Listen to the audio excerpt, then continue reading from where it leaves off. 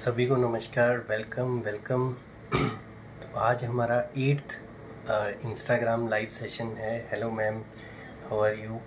और इंस्टाग्राम का मज़ा अलग ही है, ट्रस्ट मी। इतना ज़्यादा इंटरेक्शन लेवल यहाँ पे रहता है, ऐसे लगता ही नहीं कि हम लोग ऑनलाइन कनेक्टेड हैं, ऐसे लगता है कि बस आमने सामने बैठे हैं। और अगर मेरी वॉइस एकदम क्लियर है, ऑडिबल है, तो एक थम्स अप मेरे लिए बहुत मायने रखता है। उससे मुझे पता चल जाता है कि हाँ, हम लोग सही डायरेक्शन में जा रहे हैं। और आज का ये 3rd लाइव सेशन है, but thanks to the support provided by all of you, जिस वजह से इस टाइम भी एकदम हाई एनर्जी के साथ मैं हूँ। नहीं तो 3rd लाइव सेशन में ट्रस्ट मी थोड़ा सा बुरा हाल हो जाता है, क्योंकि एक तो तीनों ही लाइव सेशन बिल्कुल डिफरेंट टॉपिक्स पे हैं। और साक्षी मैम, वेलकम, कैसे हैं आप? बिटिया ठीक है? चलिए, साक्षी मैम भी एमएलसीएस की जर्नी के एक बहुत इम्पॉर्टेंट पिलर रहे हैं। बहुत इनका कंट्रीब्यूशन रहा है और मैं हमेशा थैंकफुल हूँ अपनी सारी टीम का। हमेशा बहुत ज़्यादा सपोर्ट किया है सभी ने। सभी को शुक्रिया। आवाज़ आ नहीं रही? ओह सॉरी, आई थिंक मेरे को माइक चेंज करना पड़ेगा। फिर ये मैं करता हूँ, एक मिनट, जस्ट अ सेकेंड। मैं ये माइक हटा देता हूँ और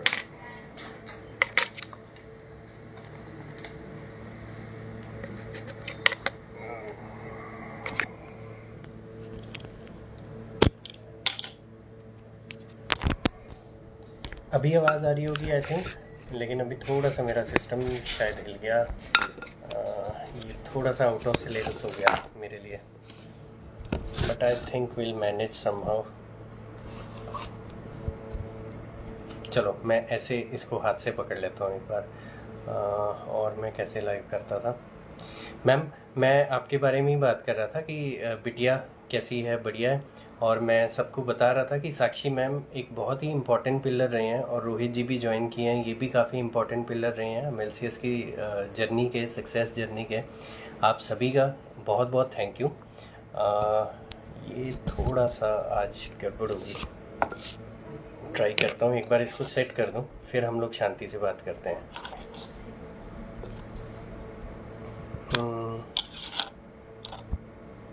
थोड़ा टेढ़ा हो गया ना? चलो मैं ऐसे, चलो वैसे ही पकड़ लेता हूँ। तो चलिए हम वापस आते हैं टॉपिक में। मेरे ख्याल से आवाज़ सबको आ ही रही होगी। नेक्स्ट टाइम मैं प्रिपेयर रहूँगा कि ऐसी कोई दिक्कत ना हो, या मैं इसको हटा भी दूँ तो मुझे नहीं लगता कोई इशू आएगा, आप लोगों को आवाज़ क्लियर ही आएगी। एक बार बताइएगा, वॉइस ठीक है अभी? कुछ ज़्यादा ही सर्कस सी होगी ना अभी। मोबाइल भी हिला और सारा कुछ, क्योंकि आज का टॉपिक भी कुछ ऐसा है, empowering rural businesses with online marketing. तो उसमें जो चैलेंजेस हैं, वो एक चैलेंज सबसे बड़ा यही है कि कहीं ना कहीं स्केर्सिटी ऑफ रिसोर्सेज है, प्रॉपर रिसोर्सेज नहीं है। तो वही चीज़ आज हमारे साथ हुई। माइक ने एन मौके पे धोखा दे दिया। हालांकि मैंने इसको टेस्ट किया, आवाज़ भी आ रही थी, बट कई बार चीज़ें कुछ और रूप ले लेती हैं। Thank you ma'am, Sakshi ma'am, आप हमेशा ही बहुत सपोर्ट करते हो हर तरह से। और आज भी देखो लाइव सेशन में आपका कॉन्टीन्यूस फीडबैक बहुत मैटर कर रहा है कि आवाज़ साफ़ आ रही है, क्लियर आ रही है, ऑडिबल आ रही है। थैंक्स आपको। तो टॉपिक पे वापस आते हैं हम लोग।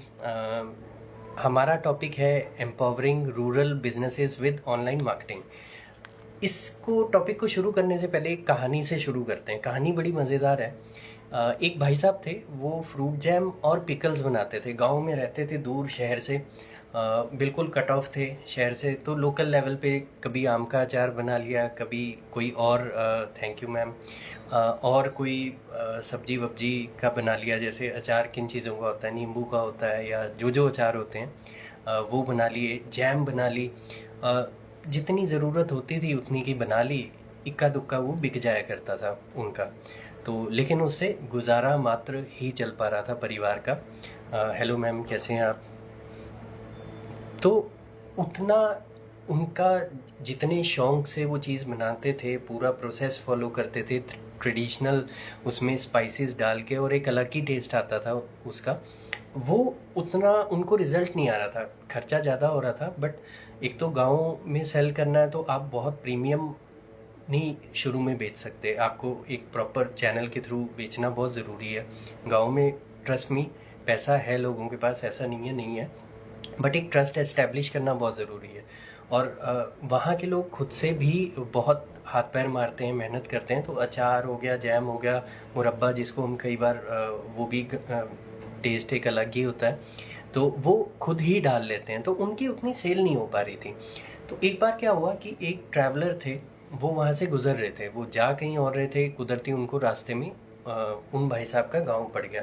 भूख लगी हुई थी, कुछ मिल नहीं पा रहा था आसपास। तो उन्होंने कहा कि आपके पास, देखा वहाँ पे स्टॉल है, मुरब्बा है, अचार है, कुछ एक और हल्के फुल्के से स्नैक्स हैं।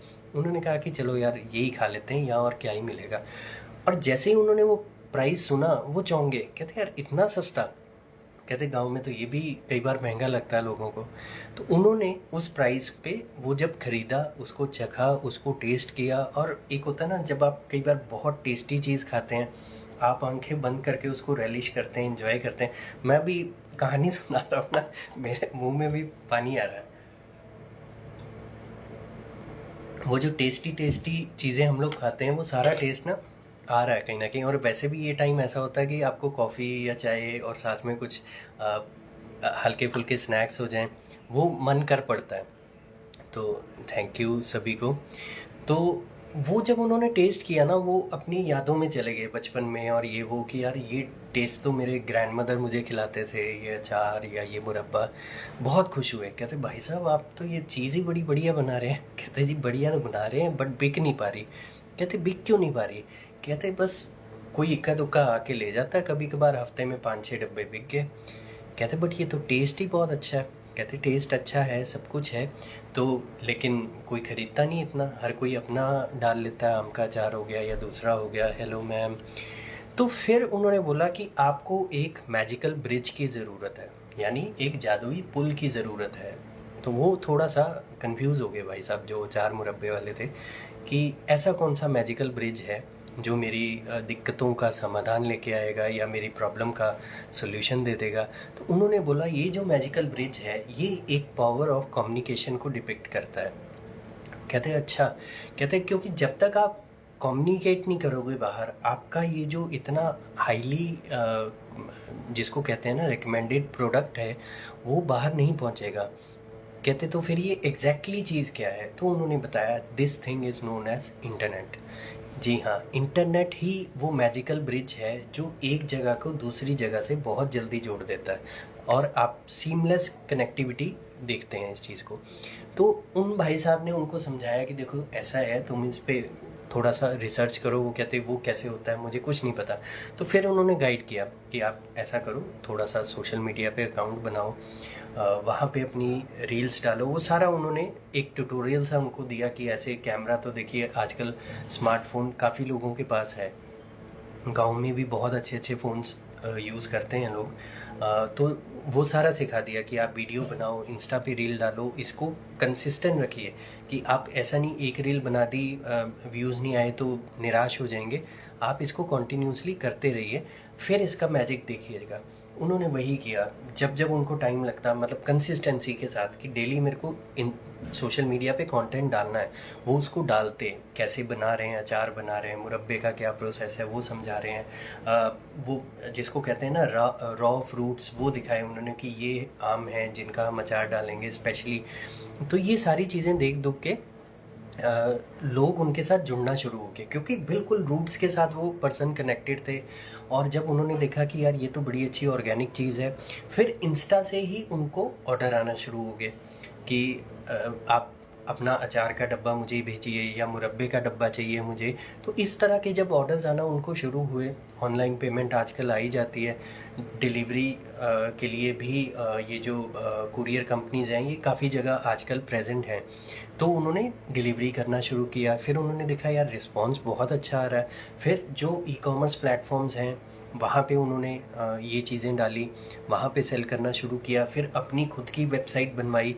करते करते करते उनका बहुत बड़ा एम्पायर इस्टेब्लिश हो गया। आगे जाके उन्होंने फ्रेंचाइजी भी इस चीज़ की लॉन्च की।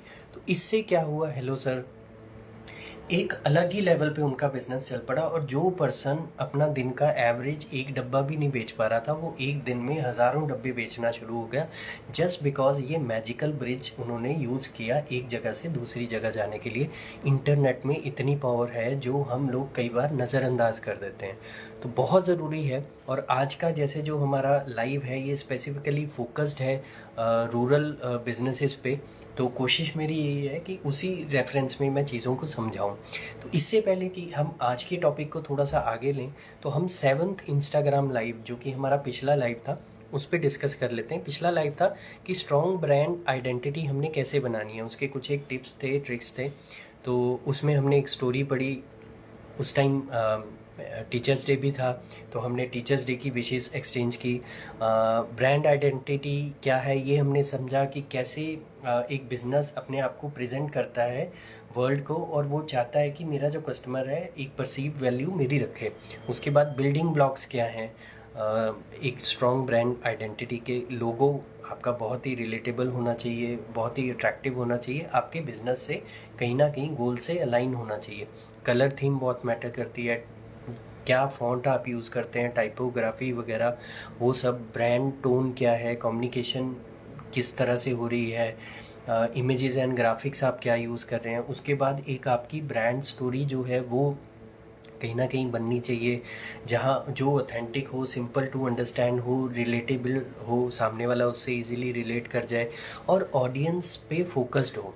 फिर हमने देखा कंसिस्टेंसी कैसे रखनी है स्ट्रॉन्ग ब्रांड आइडेंटिटी के लिए। उसके लिए ब्रांड की गाइडलाइंस को फॉलो करो, कंसिस्टेंट मैसेजेस करो अपने कस्टमर के साथ, मतलब इंगेज रहो, जो भी उनका मैसेज आ रहा है उस पर रिप्लाई कीजिए।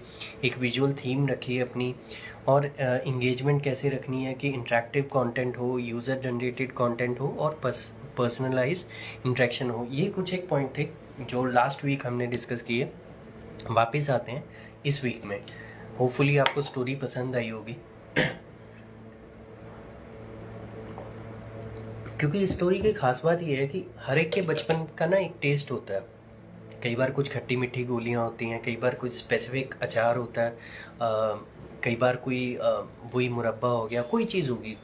तो वो जब हम इस तरह की स्टोरी सुनते हैं तो हम वापस उसी जोन में पहुंच जाते हैं जो मन को बड़ी शांति देता है कि यार वो भी दिन थे कि जब हम खाते थे। Hello ma'am. तो ये स्टोरीज़ यही है कि हमारे बचपन को ज़िंदा करती है, हमारे थॉट प्रोसेस को अलाइन करती है, और जब ये टॉपिक से मैच हो जाती है तो कहीं ना कहीं बहुत इम्पैक्ट लेके आती है। क्योंकि जब हम इंडिविजुअल पॉइंट्स को स्टडी करते हैं कई बार पॉइंट्स स्किप हो जाते हैं, बट स्टोरीज़ एक ऐसी चीज़ है जो दिमाग में घर कर लेती हैं। और वो एसेंस जो है, जैसे आज हमने समझा कि इंटरनेट जो है एक मैजिकल ब्रिज है जहाँ पावर ऑफ कम्युनिकेशन बहुत स्ट्रांग है, और आप एक जगह से दूसरी जगह कहीं भी एक्सपैंड कर सकते हो सिर्फ इंटरनेट की ताकत की वजह से। अच्छा, अब हम बात करते हैं कि हमें फोकस क्यों करना है रूरल बिजनेसेस पे, क्योंकि अभी तक तो हम बात कर नहीं रहे थे। इसके लिए मैं क्रेडिट देना चाहूँगा, मैम है एक, आपके लिए, सभी के लिए टास्क है कि लास्ट लाइव के कमेंट में आप उनका आइए। Ma'am welcome. अच्छा, आप आना चाहते हैं, आइए। कविता मैम है and she wants to join, तो मैं इस टॉपिक को, और ये हमने फिर एक्सेप्ट किया, इस पे थोड़ा सा कंटेंट का रिसर्च किया, मैम ने भी कुछ एक पॉइंटर्स हमारे को सपोर्ट किए, तो फिर हम इस कंटेंट के साथ थोड़ा सा आज आए हैं। देखते हैं कैसे होता है। रूरल बिजनेसेस को हमें इसलिए फोकस करना है क्योंकि कहीं ना कहीं ये बैकबोन है इकोनॉमीज के। किसी भी इकोनॉमी की बात कर लो, रूरल बिजनेस बहुत इंपॉर्टेंट रोल प्ले करता है, क्योंकि ये एक ट्रेडिशनल और इंडस्ट्रीज इसमें होती हैं, एग्रीकल्चर इसमें होता है, तो इस चीज को हम नजरअंदाज नहीं कर सकते। और अगर हमें इकोनॉमी को ग्रो करना है तो रूरल जो हैं बिजनेसेस, इन पे फोकस बहुत जरूरी है, क्योंकि इनको चैलेंजेस क्या आ रहे हैं हमें वो भी समझना बहुत जरूरी है।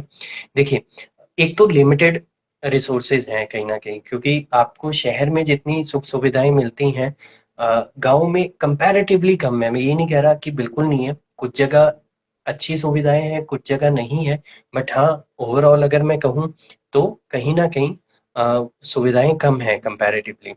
अच्छा, ज्योग्राफिकली भी थोड़ा सा आइसोलेशन आ जाता है।